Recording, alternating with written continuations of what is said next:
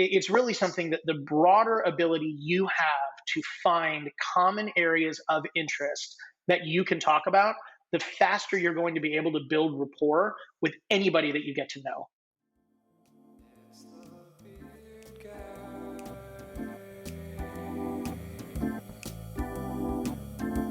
Hey everyone, welcome to another episode of I Know This Guy, the podcast where we dive deep into the lives of some of the most interesting people I know. Before we get started, please like and subscribe to I Know This Guy wherever you get your podcasts. By the way, my kids want me to say something about ringing a bell. What the hell's a bell?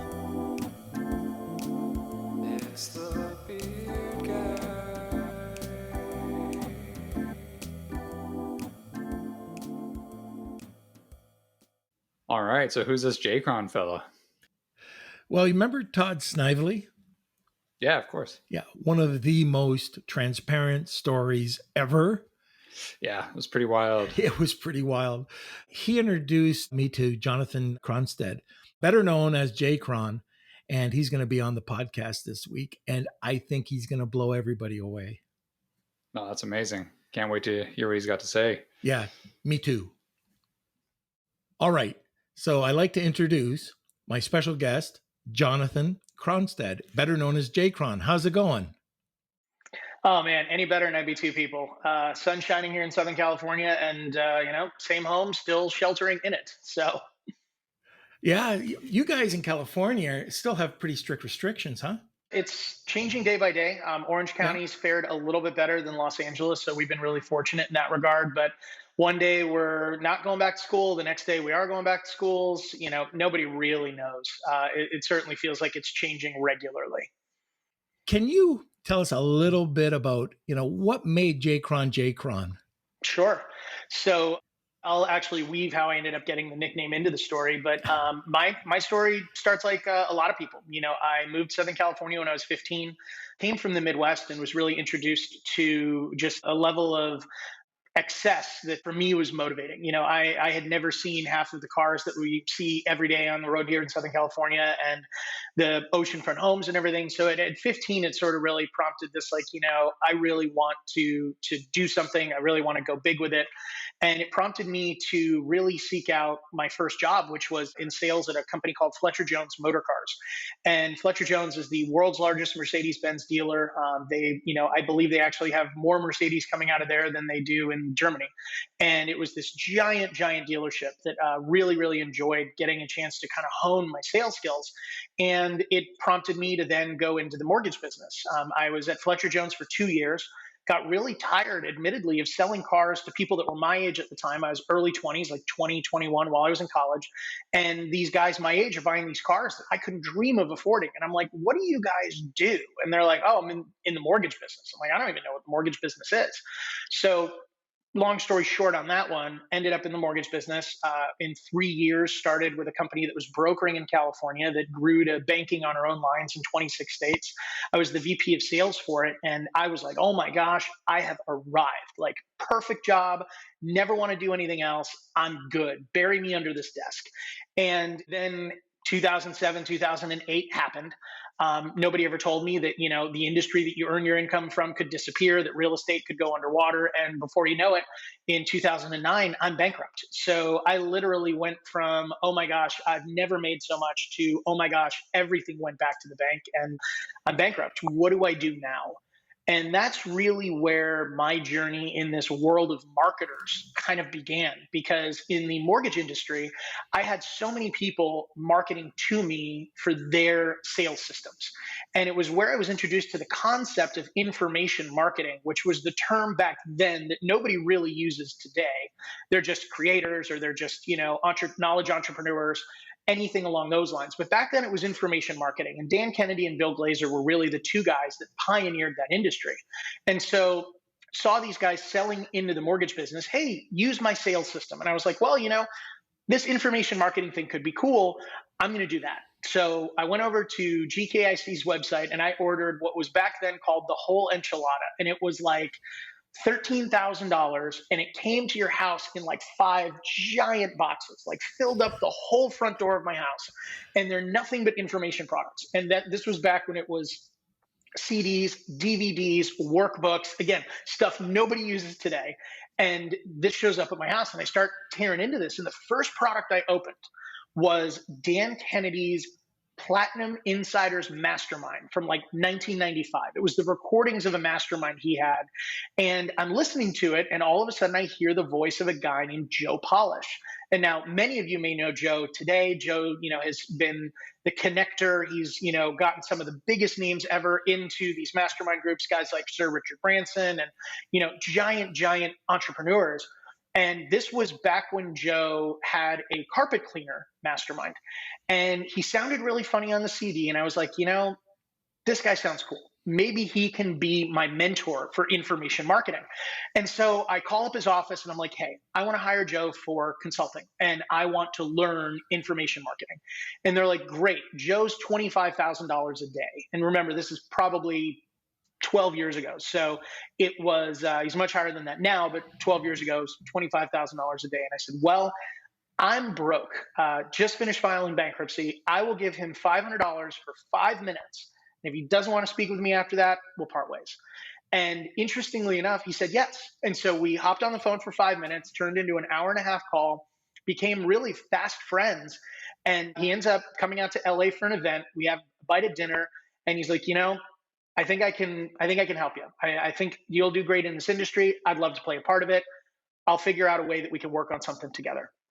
So I go home from this dinner and I'm sitting at home. He calls me up. He says, hey, I got it. And I'm like, what should I do? He's like, pack for a week, pick me up at LAX in 2 days. I said, great.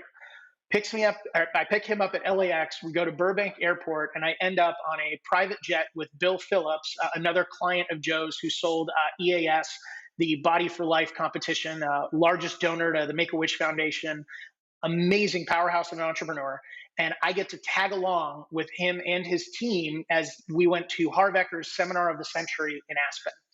And I was like, this is the coolest industry ever. I can't wait to be a part of it. So that was my introduction. I moved to Arizona. I lived in Joe's office for 3 months, and he literally mentored me on all of the aspects of the direct response greats. It was the coolest foundational learning I had ever had. And then 3 months later, I really went to Joe. I said, Joe, I really want to learn the online side, the digital side. And he said, well, who do you want to learn it from? And so I talked about this guy named Matt Basak, who at the time was in Atlanta. And Matt basically met with me and he's like, hey, I'll help you, but you got to move to Atlanta. So I moved to Atlanta, living in Atlanta for 6 months, being mentored by Matt Basak. While I'm in Atlanta, I end up getting a call from someone I met when I was working for Joe. And long story short here, it was Chet Holmes, author of The Ultimate Sales Machine, another one of the most industry forming guys on this sales side of the information world. And got to work with Chet for a year as a VP in Business Breakthroughs Consulting, which was then acquired by Tony Robbins and is now today's Business Mastery curriculum. We actually did the first Ultimate Business Mastery Summit with Tony, now his business curriculum. Back then he didn't have one. And then following that, got hired out of Tony's organization by Mike Koenigs of Traffic Geyser, got to work on the earliest online product launches for the local business marketing space and learned this idea of product launches online. We had a ton of fun, got to work with Andy Jenkins at Mike's organization on Main Street Marketing Machines 1 and 2. In its day, it was one of the largest product launches ever. Coming full circle, and I know long story longer, I get hired out of Traffic Geyser by Bill Glazer and Dan Kennedy, end up over at GKIC, spent a year and a half with them doing their first product launches that Dan Kennedy had ever done online. I actually got to be the guy to get Dan Kennedy to do an online product launch. And then was hired out of there actually as CEO of Digital Marketer in Austin, Texas. That was amazing. Roland, Ryan, Perry, Richard, powerhouse group. Got to spend a year there. It was a spectacular experience. Then hired out of there, went into the direct response world for a little while, 2 years there. Success Magazine, launching their digital education arm. And then got to start my journey where I am today and where arguably I'm having the most fun I've ever had in my career is president of Kajabi. So that was 4 years ago. bought in as a partner and president, and just having an absolute blast working with the CEO of Kajabi, Kenny Reeder, and we are just having a ball. So, wow, that was a massive soliloquy of crazy connections. Hopefully, at some point, it was interesting, but gosh, I'm going to pause, Norm, because that was a mouthful of how I got to here. Hey there, guys and gals. This is your humble producer behind the scenes here at I Know This Guy. Just a quick reminder to please hit that subscribe button on whatever platform you're using, whether that's Apple or Spotify, Stitcher, Himalaya, the Alps, Sierra 3000. I don't know, there's a new one every day. Anyways, doing so will keep you up to date with each new episode of I Know This Guy. Thanks so much, and now back to the show. That is crazy. I'm just trying to mind map everything. So you ended up going through this whole sequence of events, getting to where you are now, basically because Joe was willing to listen to you for 5 minutes. 100%. One of the things that I've kind of said occasionally is success is one of the only things that when you choose to buy it, you won't know what it costs until after you've paid for it. And so for me, I had experienced a significant amount of success in the mortgage industry, and I knew I really wanted to make my career a priority and do some big things. But I didn't know what that looked like. That I had basically said yes to the sacrifices, the journey, the hardships, whatever it took. I was ready to pay that price. And for me, my journey was I'm willing to really put myself out there to spend $500 I didn't have at the time to find a way to build a relationship with the mentor that I knew that I needed. It's funny, even to this day, whenever I see Joe or I see something that reminds me of him, I literally text him. I'm like, dude, owe you my career. Thank you for everything. Like, it's fun to be able to look back on that season fondly and still have those relationships with Joe. But yeah, it all started there. It was basically like, all right, mortgage industry's gone. I'm going to learn this marketing world, and I don't care what it takes. I'm going to do it. And so it was that first mentor, but then moving from Arizona to Atlanta to Connecticut to back to Arizona, then back to California, and a whole bunch of travel in between, including back and forth to Austin, back and forth to Dallas. I mean, I had years where, I was over 220,000 miles flown in that year. And so it was not an easy journey. It's not like I woke up and it all just happened, but it's a journey, certainly looking backwards, that I feel tremendously blessed to have had those things connect up. And really, I had amazing mentors before I even really knew what to look for in a mentor. That I was very, very fortunate that Joe was willing to take a chance on me. Yeah, I'd like to touch on the mentors in a second, but go back. This has happened to me as well. And I think it happens to a lot of entrepreneurs, but going bankrupt. So how did you handle that? How did you pick yourself up? Because I know a lot of people that have gone under for one reason or the other. They get kicked in the nuts, basically, and they can't get back up because they're afraid to. How did you get over that? It's funny. Like I can see both sides of that story where it's like, no, I broke. I don't want to risk it again and go through that pain again, so I'm just not going to try. That's definitely one reaction. For me, and it was interesting because I think it was I want to give credit to another mentor I had, a good friend of mine named Steven. He was the one who actually referred me into Fletcher Jones for my first sales job. When I went bankrupt and I told him, I'm like, dude, I don't know what I'm going to do. Like it's almost like when you don't have money, all you can think about is getting some money. And then when you have money, all you can think about is the fear of losing the money. And you just couldn't imagine what life would be like if you lost it and then you lose it. And Steven said, he's like, John, you're going to wake up, hot shower is going to feel just as good. A cup of coffee is going to feel just as good. You may have some seasons where you're going to enjoy some very simple pleasures because you can't afford any other ones. But he said, make no mistake about it. This is part of the adventure. It'll all come back around. And I think for me, that bottom made me realize that the bottom I feared was something I never needed to fear. There's this Seneca, who's, I guess, one of the Stoics. he has and I believe it's Seneca. If someone's watching this, like if Ryan Holiday sees this, then he can laugh at me that I misquote this because he's the one who introduced me to it in The Obstacle is the Way. But Seneca's letter on fasting and festivals. And it's this idea where, as a Stoic, he would take 2 weeks a year because he was a very wealthy man. 2 weeks a year, he would dress himself in burlap bags, eat nothing but, the scantest of fare.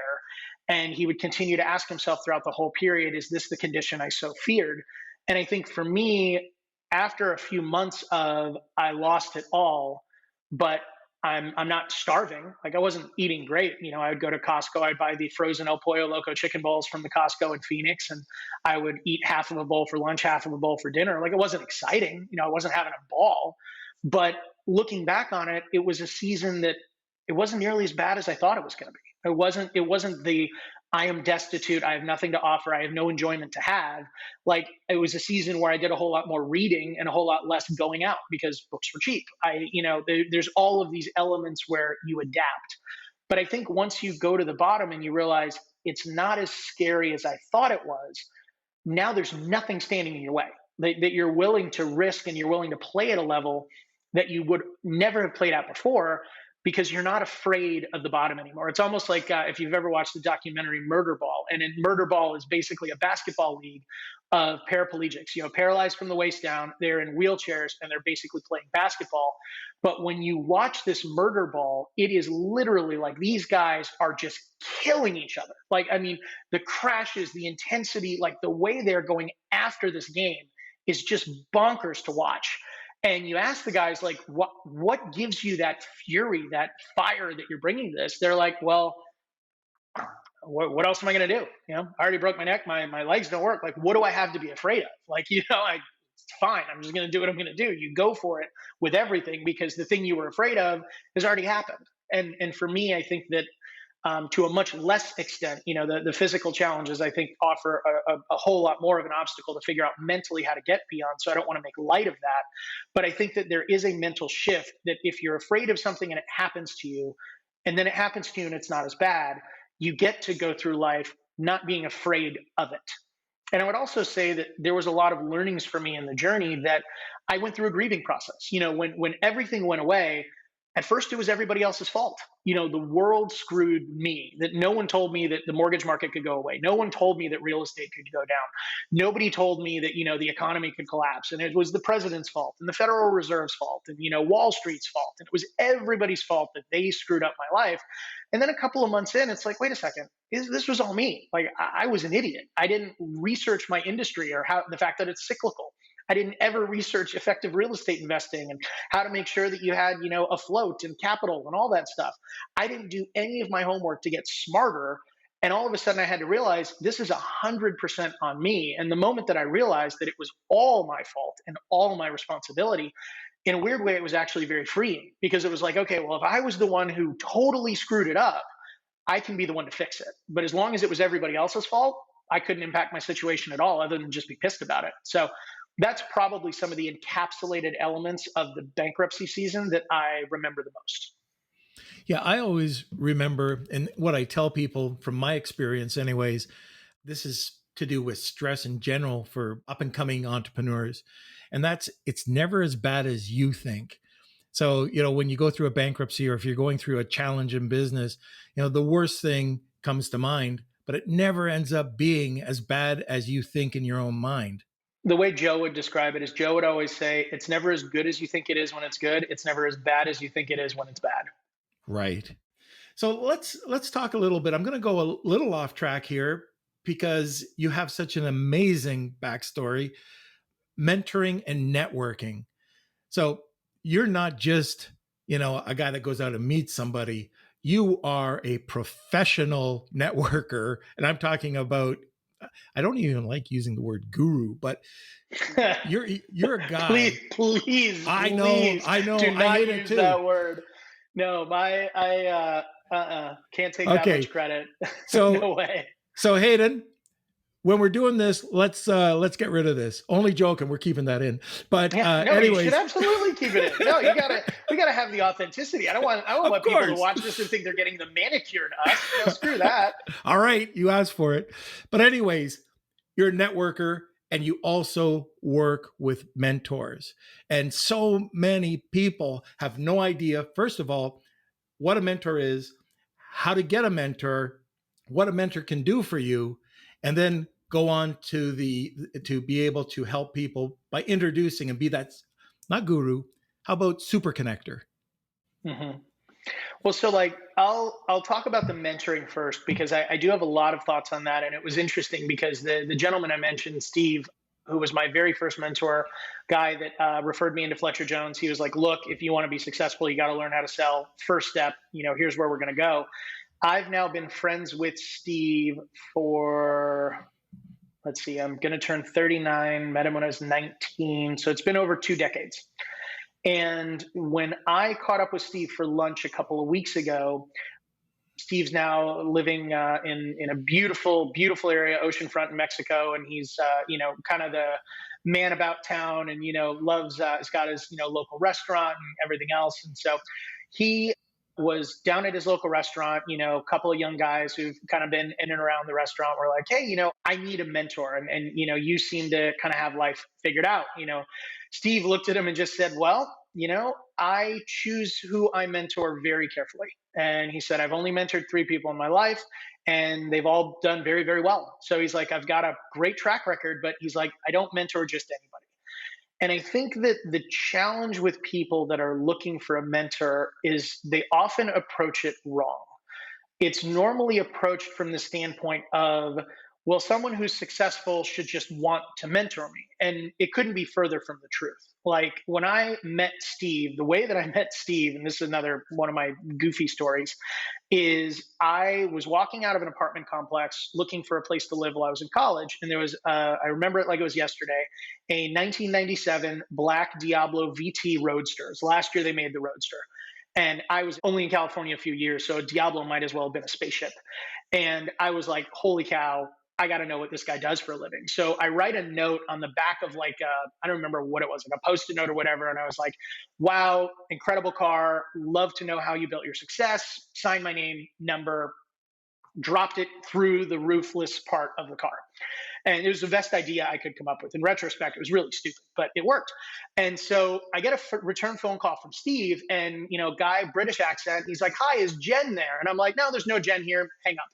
And so all of a sudden, I'm like, "Oh my gosh, that was probably the guy I dropped a Post-it note in his car."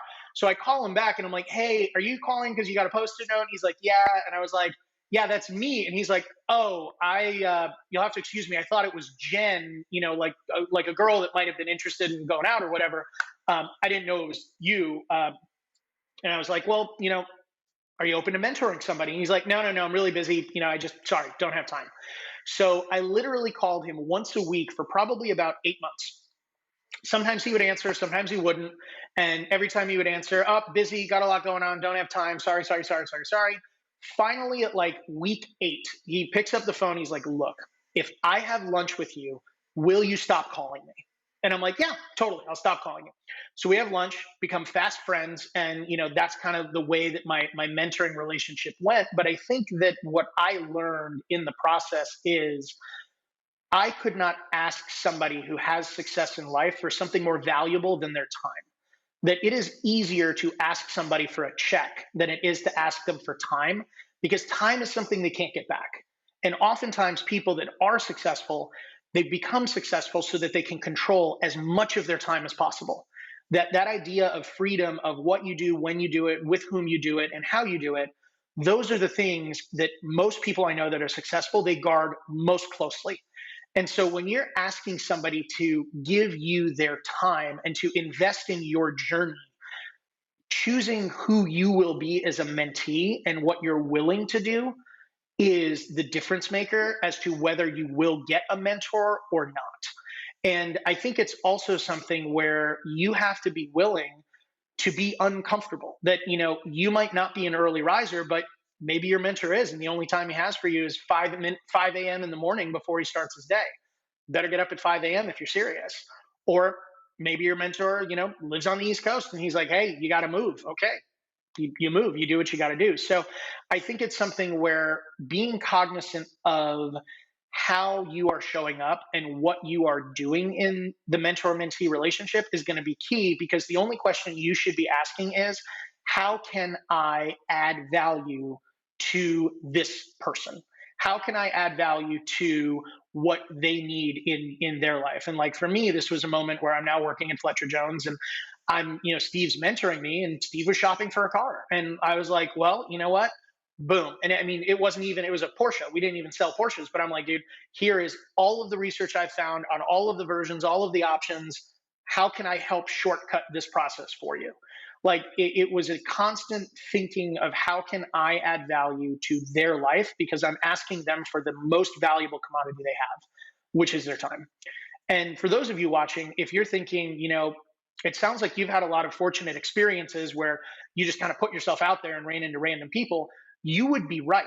I think what's exciting in a lot of ways about the industry that we're all in is it offers you the opportunity to find mentors in a lot of places.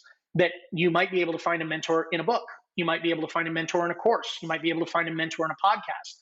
You might be able to find a mentor in a mastermind or in a coaching relationship. That I don't think there's one right or wrong way to have a mentor.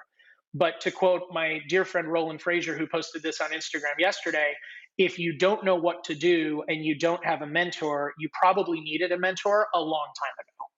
So that's where I would encapsulate those thoughts.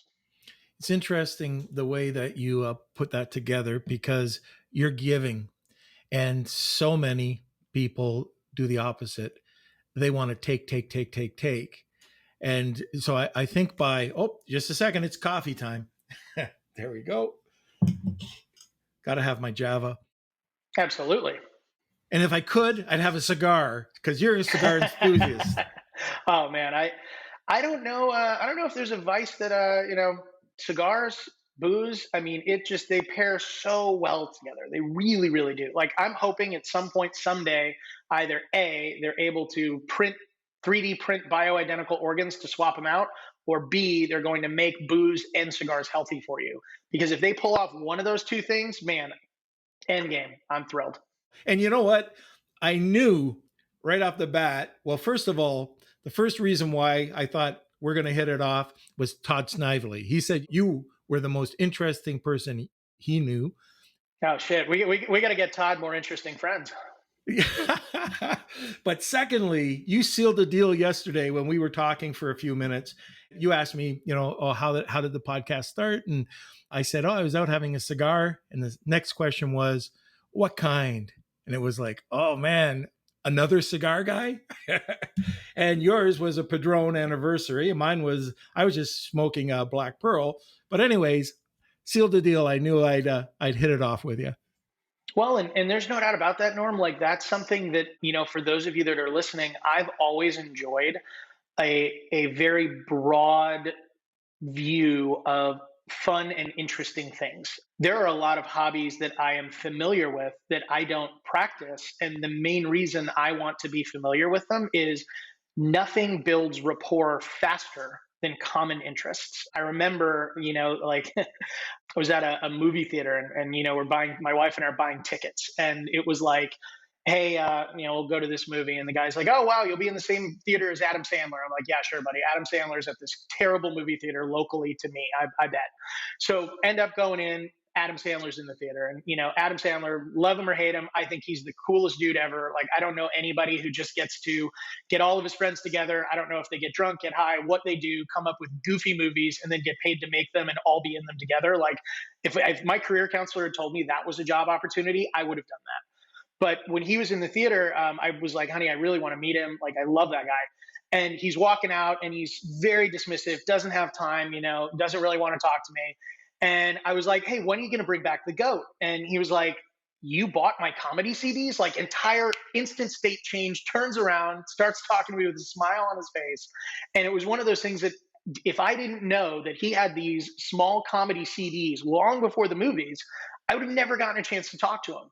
But knowing that, having that common interest or an awareness of somebody else's, past, it built rapport immediately. And so I think it's something that for anybody watching this, and I want to make sure that everybody that chooses to watch this, you're giving Norm and I your time, and I want to make sure that you leave with exponentially more value than you're getting by giving us your time. So it's really something that the broader ability you have to find common areas of interest that you can talk about, the faster you're going to be able to build rapport with anybody that you get to know. So me, I'm pretty much interested in everything. Whether I practice it, play it or not, I'm interested. Cigars and booze, yeah, that's a genuine interest. I love that stuff. But whether it's books, whether it's hobbies, trips, anything, I love all of it. And that's all part and parcel of being the super connector, not the guru, the super connector, right? No. The super connector is Larry Benet. Larry, if you're watching, if that's all you, like I'm happy to play along and I'm happy to know you. But no, I'm just the guy that just enjoys relationships and loves staying in them. So no real strategy applied. Okay, so you've got this incredible backstory. What about a quote that you live by?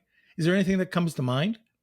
I would have to give it to LP Jacks, the master in the art of living. And that has been a quote of mine for a very long time.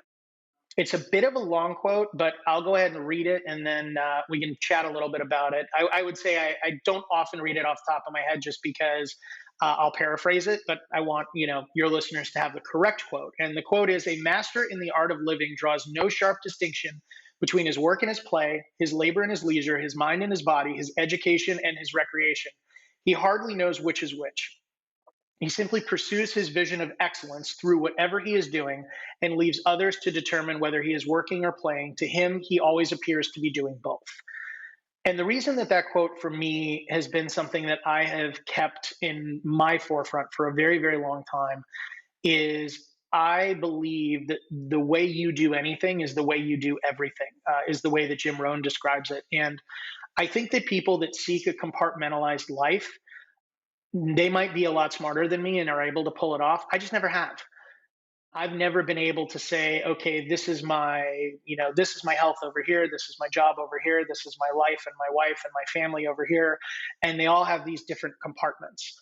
For me, it really is something where I want to just be able to bring all of me to everything I do all of the time. And I'm seeking a lot more harmony or engagement between all of them, not separation with hard boundaries. And I don't know if that's the right way to do it. I don't know if it's the wrong way to do it. I know it's the way that I enjoy doing it. And this quote has always spoken to me as something that really embodies that individual, that when you're sitting down talking to them about business, you can see them light up because for them, it's not just a job. Or you can see somebody that's talking to you about their family and their relationships, and you can see them light up because it's not just the requisite people in their life.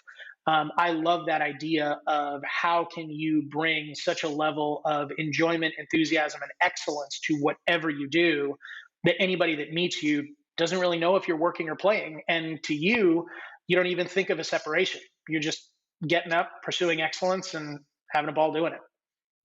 Love it. Love it. I love your passion, by the way. I mean, I'm hanging on every word. No, really, I can tell when people love what they're doing, and it sounds like, well, just like your quote says, between playing and your job, I can't tell the difference. Well, and I mean, it really is something that for me, that's why the opportunity to work with Kenny and for Kenny at Kajabi and for all of our users that we have, that's one of the reasons why it's so exciting for me, because Kajabi really empowers those knowledge entrepreneurs to build whatever type of business they want. That if it's, I just want to build a part-time income that is info and training on what my full-time business is, Kajabi can do that. That if I want to build a full-time knowledge business on all aspects of it, I can do that. If I want to scale an enterprise to 7 figures, 8 figures, and beyond, I can do that. And to me, it really is a platform that empowers those knowledge entrepreneurs with those skill sets to build whatever business they want to build, but it gives them the ability to choose, that they get to design their life based on what's most important to them, based on the goals that are most important to them. And it's one of the reasons why, at 4 years in, I'm still more excited about what we're doing at Kajabi today than I have ever been about anything I've been doing. Even 4 years ago, I was excited when I started. But today, I'm even more excited about what we're doing because of the transformation that we get to see in the lives of the entrepreneurs we serve.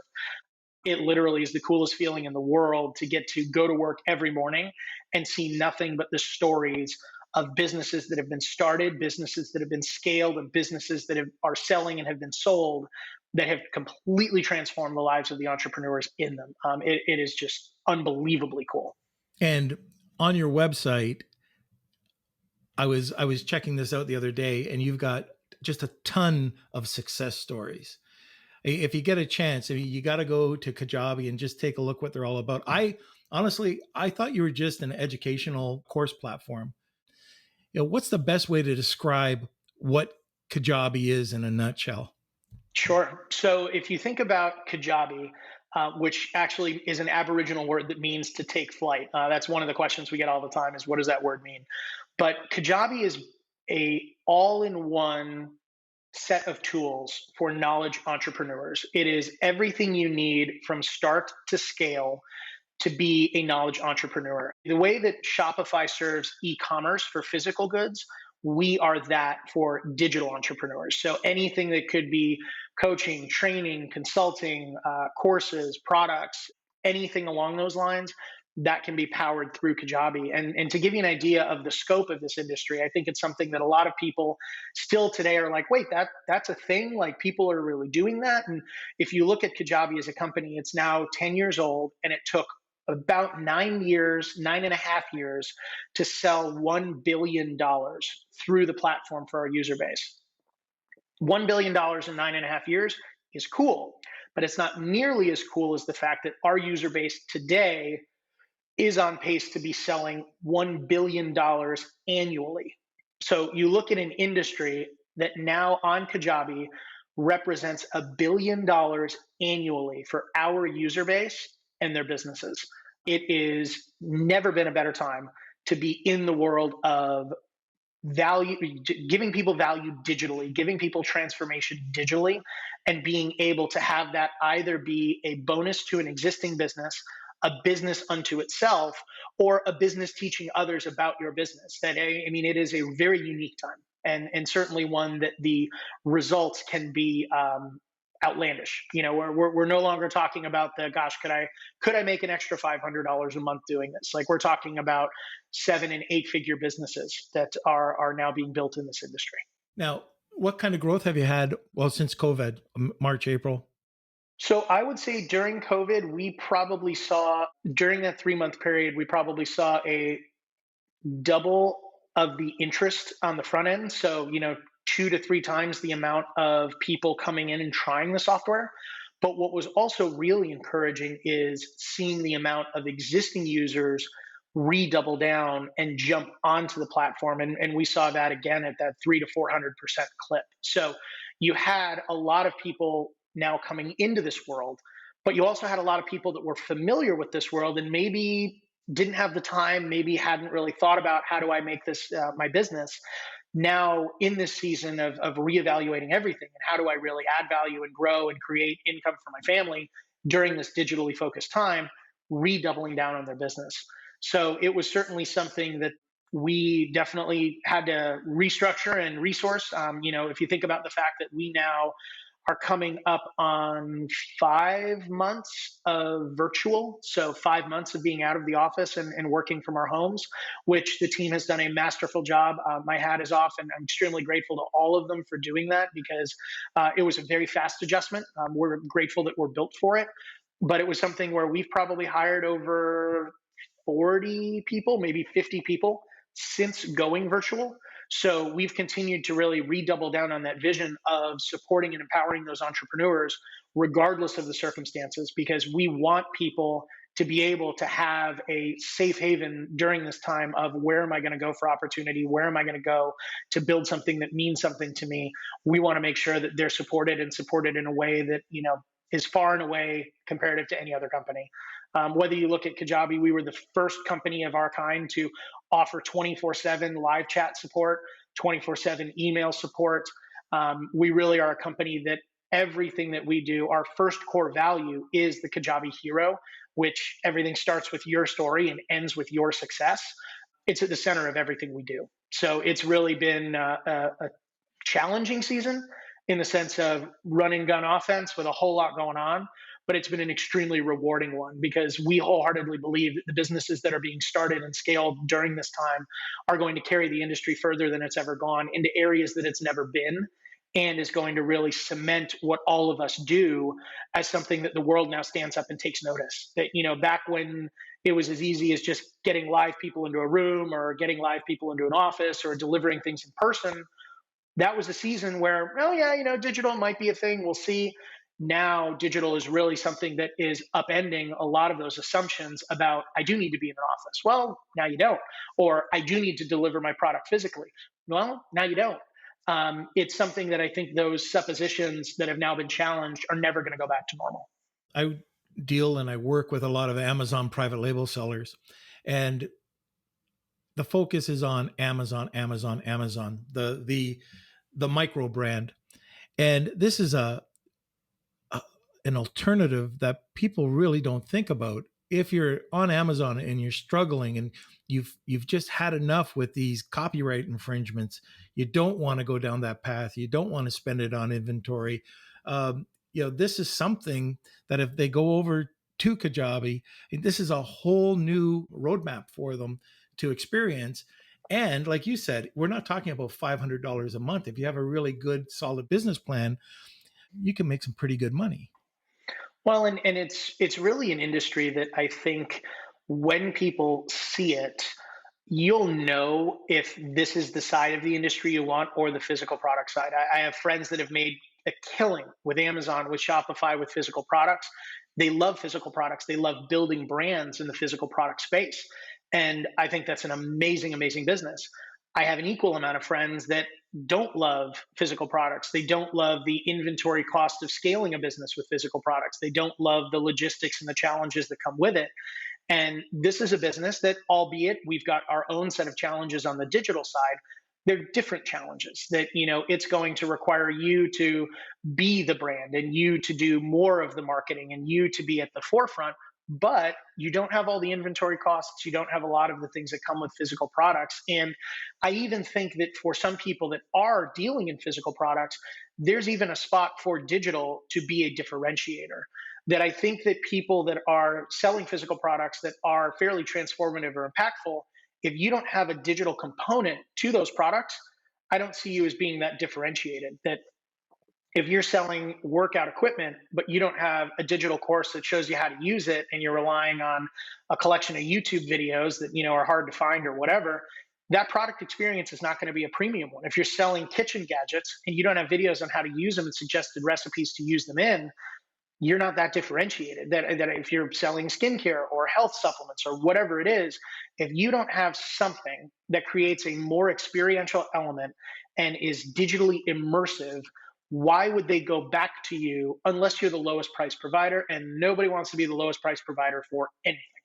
So I think that we're going to very much see digital really reinvent the idea of an instruction manual, the idea of how do you onboard someone using a physical product. You're seeing a lot of this happen with fitness products in the space where you'll see a fitness product that is coming with bonus courses on, hey, here's how to use it. Here's all of the videos to really understand it. All of those things are going to be extremely effective. And I mean, to me, it's like I don't understand why IKEA doesn't have videos for everything. Because I mean, I can read the manual, but it's like, wait, is this the right side or the left side, or do I flip this over, or like? And I know if I do it wrong, then I got to go undo it. And God help me if I put a hole in the wrong place, and now I can't undo the hole that I put there. Like, there's so many areas where if you have a digitally immersive component that is added to the physical product, it massively amplifies both the real and perceived value. So if you are on Amazon and you're wondering how to be differentiated or how to really build a brand in a community, that's something that I certainly think would be a pretty helpful add-on. Right. Agreed. Let's touch, and I'm not sure if we've already touched on this or not when we talked about the bankruptcy, but what has been your biggest struggle in business and how did you overcome it? Biggest struggle, I think, would be early on in my career. I probably was way too concerned with being liked or what people thought of me. Um, I think that I really began my career believing that everybody needed to like me, that I was the type of manager that I would not be very good at holding people accountable to an outcome, because the moment that they couldn't do it, I would feel like it was a reflection of me and I would just do their work for them until I literally was out of hours in the day. So I think that that desire to be liked, or that insecurity of holding people accountable to results, probably shortcutted a lot of my executive leadership early on in my career. And I think it was something that, the way that I fixed it, and I don't even know if it's quote fixed, but it's in process of improving. Worked with a guy named Jim Fortin, unbelievable mindset coach, really helps you walk through a lot of the internal wiring of your brain that is counterproductive to what your outcomes are, and really helps you learn to leverage how your brain is wired. And I can't say enough good things about Jim Fortin. If you're looking for someone on the mindset coach side of things, he is world class. And working with him really exposed a lot of just kind of the fallacies and how I was viewing the world of, well, will I ever actually know if somebody likes me? The answer is no. I mean, they could tell me they do, they could act like they do, but they might be faking it. It's like, well, if you never are actually going to know, and you're building your whole life around believing that you do know, you're probably not going to be as effective. And so Jim Fortin, amazing resource for that, big help for me in that one. I think also spending time with Dan Kennedy was pretty helpful. Dan used to always say, if you haven't pissed somebody off by noon, you're probably not getting anything done that day. And that's just the truth of the matter. That oftentimes, you look at Steve Jobs, you look at any Bezos, Elon Musk, any of the powerhouse entrepreneurs that changed the world. Joe would always say two things. Joe Polish would always say, progress depends on the unreasonable man, and society advances on the backs of its neurotics. And those are two things that I always remember Joe saying. And I think that until I really started to connect up that progress depends on the unreasonable man and me wanting to be liked, those two things were never going to line up. They were always going to be in opposition. They were always going to have me feeling divided in what I'm doing and what I'm trying to achieve. And it's definitely not a Machiavellian thing. It's not a results over relationships, because in my life, I put relationships first all of the time. But what I have begun to realize is that relationships first does not mean relationships only. And that there will be times where the best thing you can do for a relationship with an employee or a business partner or whatever it is, you need to look at that person and say, this isn't working for me and it isn't working for you. And the best thing that can happen is freeing you up to go look for something that will. And I think that that compassionate willingness to say what Patty McCord says in her Netflix book, Powerful, she calls it a good goodbye. The willingness to give a good goodbye and say, we're both better served, I think is something that's been really, really helpful. But none of that was possible for me until I really unearthed, wow, I can't manage effectively because I really want to be liked. And that's not going to work well. That's not what I was expecting, but that is very powerful. Well, I mean, hey, if I figure if you really want the real answer, I should probably tell you my biggest insecurity of being liked, and that's probably what has held me back the most. So I'm sure there's a whole bunch of other ones, but that seems to be the shortcoming that comes to mind most readily. Okay, well, let's switch it around and see if you shock me here. Okay, so let's hear about your biggest success. I would say the biggest success that I look back on that was formidably impactful was the first paycheck I ever got. When I was 16, I just got in my car. My parents were like, you need to get a job. I was like, okay.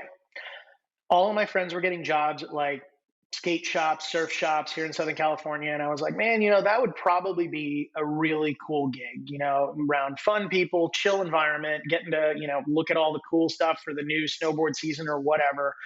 And that was kind of where everybody was going. And then, the really ambitious ones, because I was in water polo and swimming through high school, the really ambitious ones were like, I'm going to go be a lifeguard.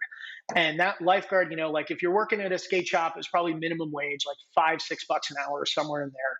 And if you were a lifeguard, it was a princely sum. It was like $10 an hour to be a lifeguard. You had to go through certification, you got to be a lifeguard, and that was a big deal. And then I was like, I don't know if I want to do that. Already swimming and playing water polo all year. I don't know if lifeguarding's for me. So I'm reading the Penny Saver one day, and that it's like this little local newspapery thingy that came in the mail. And I see this help wanted ad, and it says help wanted, $10 an hour plus commission, sales job. And I was like, well, same hourly as a lifeguard, but it also has commission. I'm in. So I literally show up for this interview for Pacific Monarch Resorts, a timeshare company. And they go through this 2-day training. I'm the youngest person in the training class by leaps and bounds, by like probably at least 5 to 10 years. And I'm sitting here wondering, what in the world have I got myself into? And then I get my first week on the phones. And like, all kidding aside, it was a actual buttons to dial the phone and a stack of note cards. Like, that was the CRM and the technology that we were working with at the time. And it turns out that all of these note cards were leads of people that were at a mall or whatever. And it's like, win these jet skis, win this Mustang. You fill out this lead and it goes to a timeshare company. They drop it in a box. And it was a telemarketing job to get people to a timeshare presentation. And, you got one of 4 guaranteed prizes, and it would either be the Mustang, a shopping spree, a television, or a 3-day, 2-night trip to Cabo, or whatever the timeshare was at the time. And nearly everybody and their mother wins the Cabo, trip, because it's a timeshare company. And you wouldn't get any prize unless you came to the timeshare presentation. Now, I don't know if they still do it this way. Remember, this is like mid-90s. So, it may be completely different now. My first week on the phones, I got a paycheck for like $752. And I was like on cloud 9. I don't know that I have ever at any point in my life felt that same sense of pride, success, excitement. It was the most transformative experience for me of, oh my gosh, this is amazing. Chose a different path than all of my friends. It worked out better than for all of my friends. And now I get to go celebrate by eating all of the McDonald's and going to all of the movie theaters that I want to go to because I can. And it was probably, and I think everybody listening will remember that experience where you felt success for the first time. And I think it's really that drug that the moment you feel that, you will continue to chase that specific feeling in every other endeavor you have. And I don't think any endeavor will ever match up to how well that first endeavor felt. But for me, when I look at all of the moments of excitement, accomplishment, those are the things that one stands out above them all. I don't think I ever felt as elated or accomplished as I did in that moment. So how long did you stay with the timeshare business? Oh, I was only allowed to work there 3 months. My parents basically my parents said, you will have a summer job, but the moment school's back in session, you will have no job. You are all school, all athletics. Right. That's it. Right. So I maxed out my summertime with them, had a whole lot of fun, went back to school. That was it. So there's a podcast out there called Ed Talks by Ed Rush. You were on there recently? I was. Ed Rush is the man. Like, yes. I mean, I don't know. Like, Ed Rush is a guy that I just keep asking him. I'm like, dude, what are you going to do next? Like, after being an F-18 pilot, where do you go from there? Like, what do you want to be when you grow up? I'm going to be a pilot. Oh yeah, I was a fighter pilot. What next, man? Yeah, exactly. What do? You go onto a podcast. There you go. Mm-hmm. No, Ed is unfathomably brilliant. Tremendous dude. Yeah. Fantastic. And fantastic podcast. But you had mentioned something about we are done with being fake. So why do you think it has taken so long for the public to finally realize this? I think authenticity is the new currency, and I don't know that you see the value in authenticity until you've been so inundated with fake that you can't handle it anymore. I think that we are on the precipice, or I hope that we are on the precipice of seeing the reevaluation of social media. That I think, especially with, cancel culture and like just things going on right now, and regardless of where you sit on politics, on religion, on social unrest, on anything, the fact that we have these giant clearinghouses of everybody showing their highlight reel on social to then have everybody compare it to their cutting room floor, it's just not healthy for a society. I think that social media in many ways creates more depression, more insecurity, more uncertainty than any other medium on the planet. And I think that we first got so enamored with it because it offered connection. It was like, wait a second, I now have an easy way to share my life with everybody, and they're going to be so excited to know about it. But then that changed. It no longer was connection and sharing of life. It was editing of life and filtering of life and faking of life.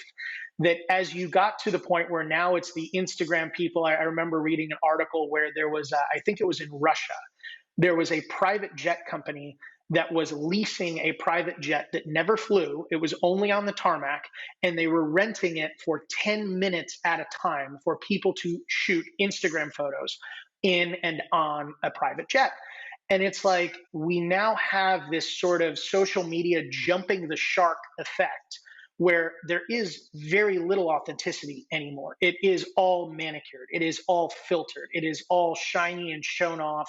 And I think everybody out there is like fatigued of it. The first photo you see of a guy with a Lamborghini, you're like, oh my gosh, he has a Lamborghini.